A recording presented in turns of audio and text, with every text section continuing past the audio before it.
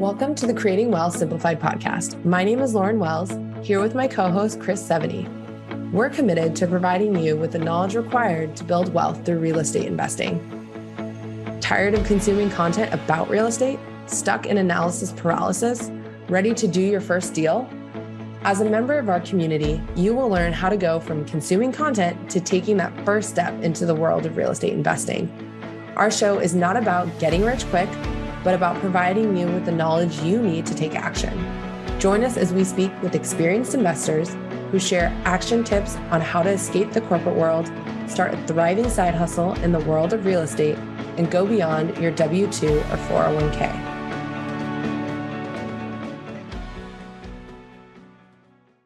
Welcome back, everybody, to another episode of the Creating Wealth Simplified podcast. I am your host, Chris Seveney. In today's episode, what you need to know about note investing and passive income. I'm going to kind of rewind the clock, as I've been in this business for about 8 years, and sometimes you take a lot of things for granted. So I want to kind of rewind and go back and let people know, talk more about what is note investing, why passive investors love this strategy, and talk more about this as a passive investing strategy, because it's something that over the next, 24 to 36 months is a potential option for a lot of investors, especially real estate investors, who just realize the pricing of property is just way too expensive. Interest rates are just screaming high, and you're running numbers on these assets, and it makes zero sense. And if they're not cash flowing and you're not going to get appreciation over the next few years, why invest in traditional real estate? If you can invest and be the lender and get 8 to 10% on, call it 100,000, and get 8 to 10,000 a year over the next several years, and have that liquidity where you can pull it, take that money out when the market seems to be in a better situation, why not consider it? So let's, I want to talk about more into what note investing is, because I think, again, it goes back to it's an unknown that people don't understand. So let's dive in. Let's first start with, what is note investing? We've shared this a lot on prior videos, but investing in mortgage notes means you're buying debt that's secured by real estate. It's really what it is. And for anyone who's ever owned a house, I didn't realize this when I first bought my first house, or maybe I did and just didn't think about it. You actually sign two documents. You sign a note, which is an IOU that says, I'm going to give you $100,000 back over 30 years at this % interest rate. And the other is the actual mortgage or deed of trust that secures that loan to the, to that asset. So that's something that is what gives that security. And I share that because I'm just going to start right off the bat. I know people who lend others money and they don't get that second component. They'll give somebody $100,000, and the person's like, yeah, I'm going to go renovate this property, but they never tie it to an asset. They never get that mortgage. And then when things go bad, they're like, hey, I gave this person $100,000 to go renovate that property. Oh, that property is already sold, they're gone, and they never securitized it against that property. So it's always extremely important to understand that security component is an additional step you need to do. Now, it's a little bit about note investing. Why do people love it? And, maybe love's a little too strong of a phrase, but it is typically something where you can get consistent cash flow potential, meaning people pay their mortgage on a monthly basis. And typically it's not influenced by the stock market. It's not influenced by home prices. It's really influenced by the person's ability to pay that loan. And what impacts most people's ability? Unknown expenses and unknown loss of income. And for the most part, most people, unemployment's what? 4%. So 96% of people, have a job. Expenses sometimes can hit, but also gives you flexibility to work with them. The other reason why I got involved in note investing, and I'll share this story, I've shared this story 1,000 times, is the time and when and where you can do this, and lack of headache. So I'll jump back more than a decade ago. My wife and I were buying rentals in the Washington, D.C. area. Great time to buy rentals, by the way. We were doing the BRRRR strategy, buying them, rehabbing them, getting all fixed up. And after the second one, between my wife having experience in finance and knowing, enough about construction and my background in construction management, we're managing these projects. And after like the second or third one, she's like, this is too much. We can't do this anymore.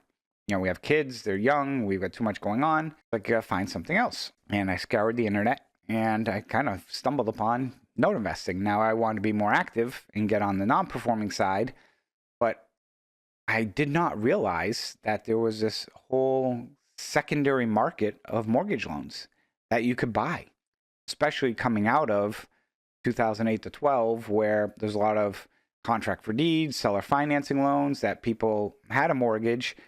They gave the property back to the lender. The lender kept it in their name so they didn't have to foreclose again. And, wrote a lot of these loans that were, $20,000, $50,000, $100,000 loans.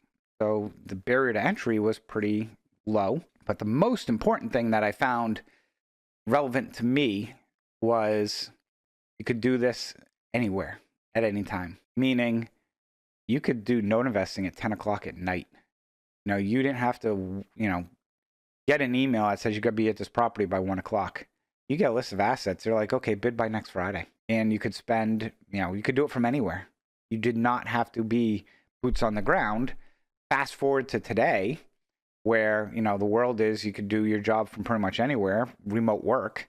Note investing was remote work before remote work was a thing, the best way to look at it, because you could do it from anywhere. And you could send somebody by the property to take a look at it. So that's why I think a lot of people really enjoy getting involved in note investing. Now, before we dive too much deeper, first 5 minutes at best, so talking about like things, I've made the terms performing and non-performing, and I mentioned that briefly on this.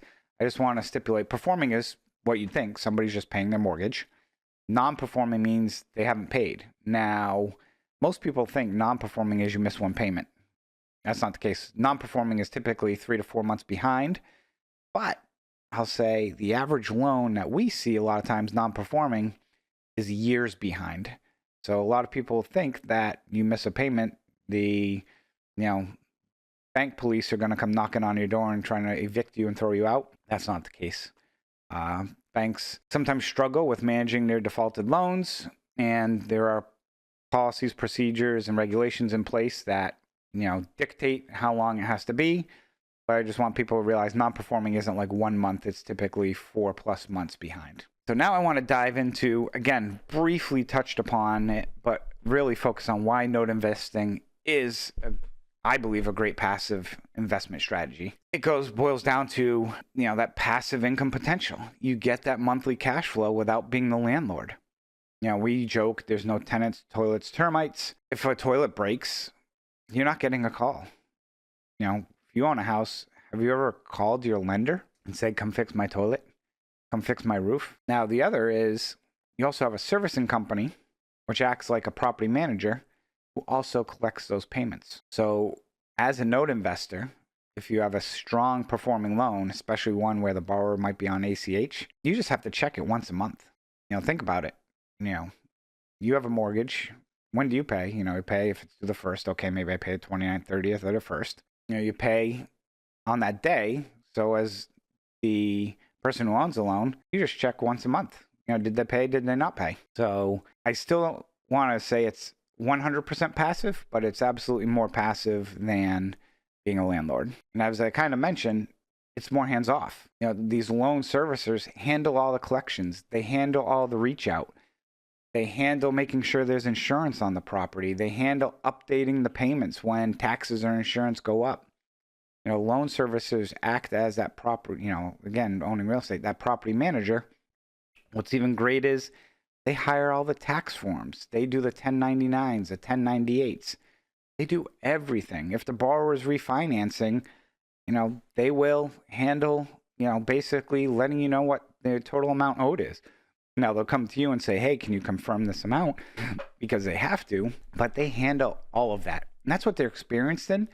And for those getting in the space, you definitely want to use a servicer because there are so many laws and regulations around having licenses to be able to do this. So it's something that you definitely want to make sure you have.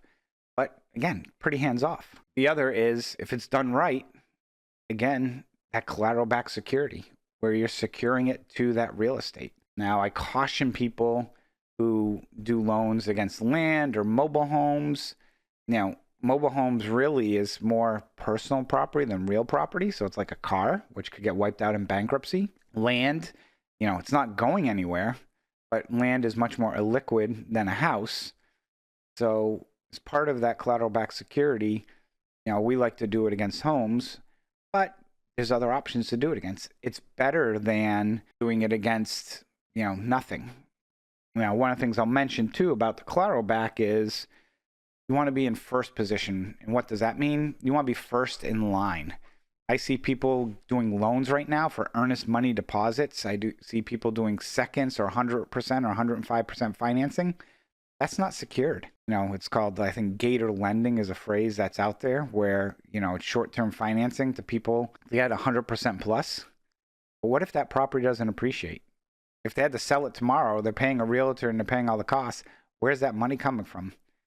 To me, that's what are the pawn shop loans or whatever it's called, really, that people are giving. And yeah, you might on paper look at 25% returns, but you're either going to win or lose everything. If you're backing it by real estate in a first position, going up to 50, 75% LTV, chances of losing everything are very hard unless you make a major mistake. The other reason why I think no investing is a great passive income investment strategy is the flexibility.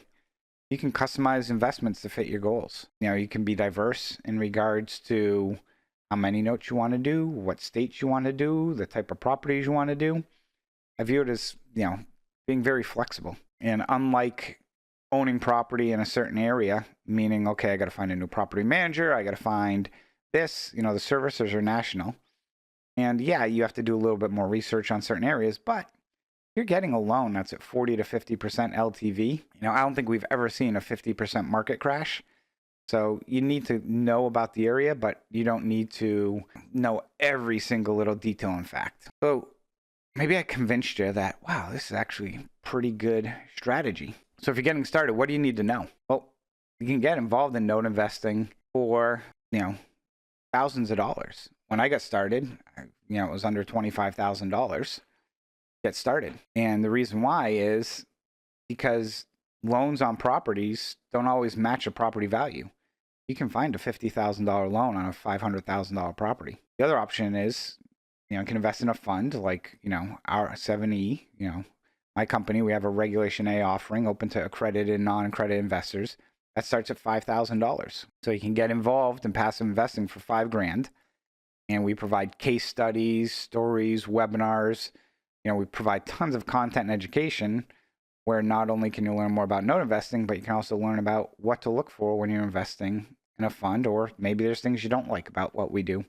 But it gives you that flexibility and diversity, because no matter what you hear from me, the one thing that I preach upon, because I'm an investor as well, is diversify your portfolio. Don't put all your eggs in one basket. And I will repeat that 10,000 times, because it pains me to see people take $100,000, put it in one syndication, and it goes bad and say they lost everything. I saw a post the other day in a forum group where someone invested in a Regulation A offering, and when you're non-accredited, you're only supposed to put 10% of your net worth without your primary residence. And it's not the sponsor's responsibility to check that. You were self-certifying as the investor.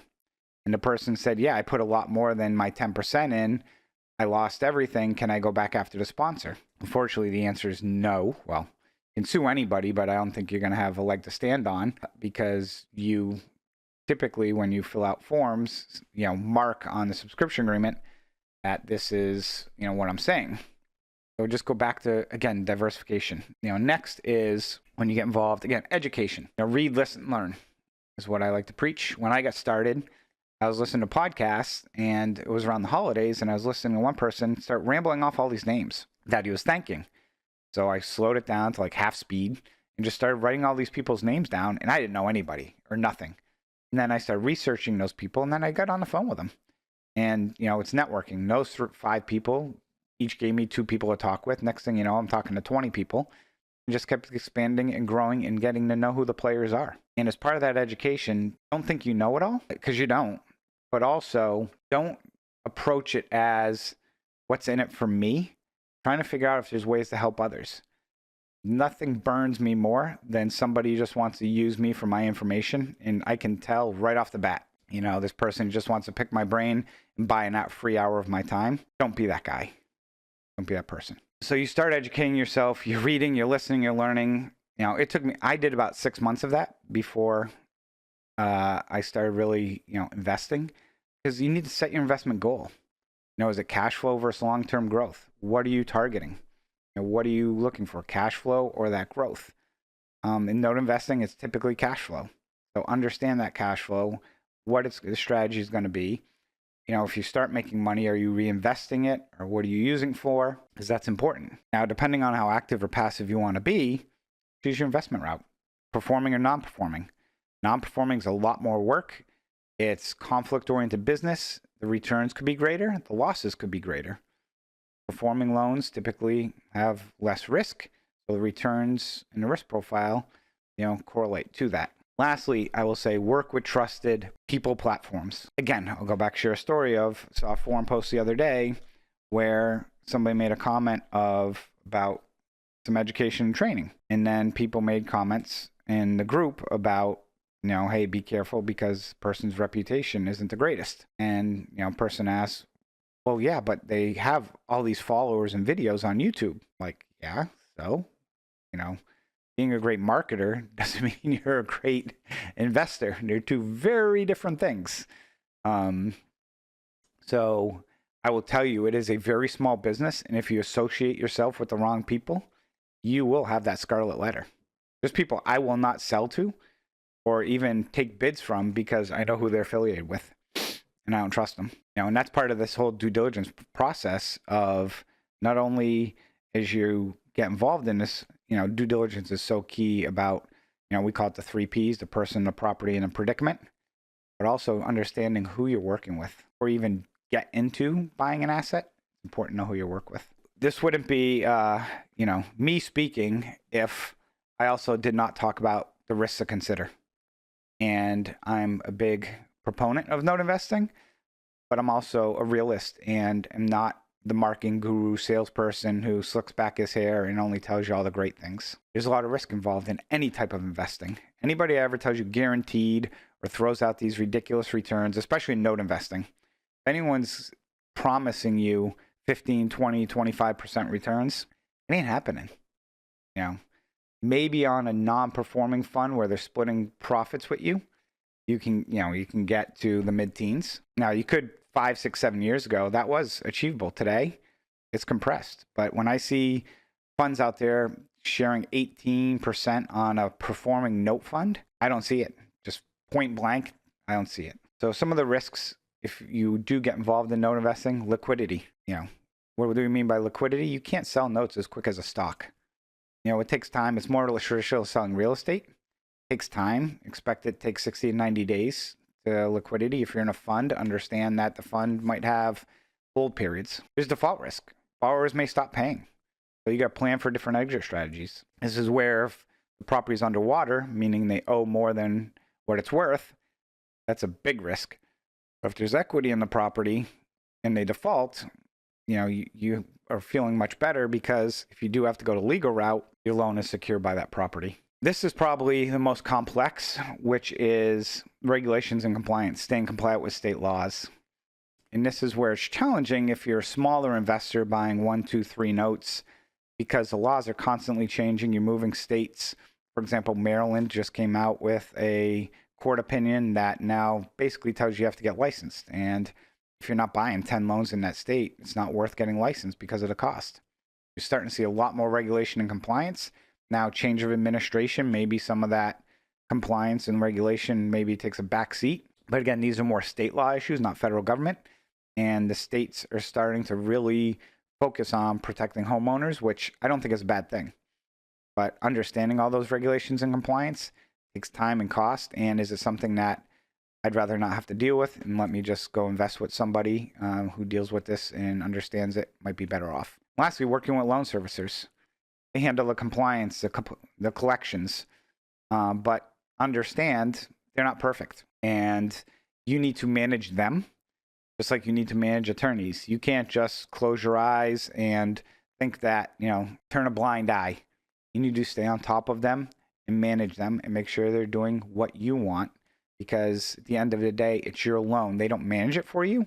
They just handle payment collections. Lastly, as we wrap up, I just want to talk about the returns and how they compare. I briefly touched upon this previously, in regards to returns in the space, because I think there's a lot of window shopping out there in regards to, you see an ad and it's got a return, but it's like saying you can buy a BMW starting at, $30,000. Got to read that fine print. So on a performing loan, if you're getting 8 to 12%, that is your range. Non-performing, yeah, you should target higher. And some people target 15, some 20, some 25. It depends on, again, the higher the targeted return, the more challenging it could be. And as somebody who's newer in the space, if you're not buying $1 million at a time and you're buying a one-off, it's not that Costco discount. Realize that as well. So you're buying retail. So on performing, if you can get 8 to 12%, that's your range. Can you squeeze out another point or so on the back end? Of course you can. But that's where I'd be targeting. So when I mention this, again, for example, our fund, we're between 8 and 11. So you can go do it yourself, or you can, look towards us and probably get very close to, or even might get better with us compared to doing on your own. That's something that is completely up to you. And we get a lot of people who, after buying a loan or two, realize the amount of work and come back and say, let me give my money to somebody else because I don't have the time. I do that with stocks as an example. I try and sit there and, I want to go buy stocks, and then realize I don't have the time for this. Let me have somebody else manage it. Now, how does that compare with other investments? Now, you being the lender on the bank, you typically don't have any leverage on the deal. So, I view comparing the stocks, I think it's depends on the stock, but I view somewhat more secure because it's backed by real estate versus a product, but it's a hell of a lot less liquid. Just realize that it is not liquid. Rentals, you don't have the maintenance or worries, but, what you have to worry about is value, damage, lower price. And this is where, again, with the note, you can pick and choose a note based on the LTV, whereas, you can get the appreciation, you get the upside, the long-term play. So there's pluses and minuses. If you're looking at a note fund versus syndication, the syndication is probably going to provide higher returns on paper, but they're probably leveraged 65, 70%. We know what happened in the last few years, which has been problematic and is going to continue to be problematic over the next few years. I can't see how people buying properties at a 4 or 5 cap and having a 6% loan are, going to make money over the next 3 to 5 years. In 10 years, of course, you're going to make money, but do you want your money tied up for 10 years? The other I'll mention is tax advantage. Depending on the, notes is typically not, you don't have depreciation. Talk to your CPA about the taxes, but typically owning property, because so you get the depreciation, has some slight advantages. But I see people just buying real estate because they're like, oh, it's tax advantage, but you're not making money on it. Buy an investment that makes money. The tax component I view as secondary. It's a bonus if I get some depreciation or some upside, but that's not the primary reason I'm investing in something. Is because of the tax. Unless you just made $1 million and you're like, oh man, I'm going to pay taxes and I can't 1031 it, then yeah, go oil and gas or something, but still make sure it's a good investment. Some of these syndications that went belly up, people got 100% depreciation. They lost everything. Now they got to go back and pay the IRS back because, there's too much depreciation taken. So understand that. So as we wrap up this episode, some of the key takeaways that I just want to highlight again is, we talked about what note investing is, why I love it. And for me, I think it's the flexibility of being able to do it anywhere, any place in time. You can go between performing and non-performing. It could be hands off or, dip your hands in the cookie jar. Most importantly, you can get started with a minimal amount of funds. And that is, I think, the hardest thing people have to grasp right now is real estate prices have shot up so high. If you want to be an investor and put 20% down, the average property is $400,000. $80,000 is a lot of money, and then you still need money in reserves just in case. With a note, again, you can get started $5, $10, $15, $20,000. So that, I think, gives so much more advantage over traditional real estate. So that is why I think note investing is a great passive investment opportunity in 2025. So thanks for listening to this episode of Creating Wealth Simplified podcast. And as always, I will catch you on the next one. Thank you, everyone.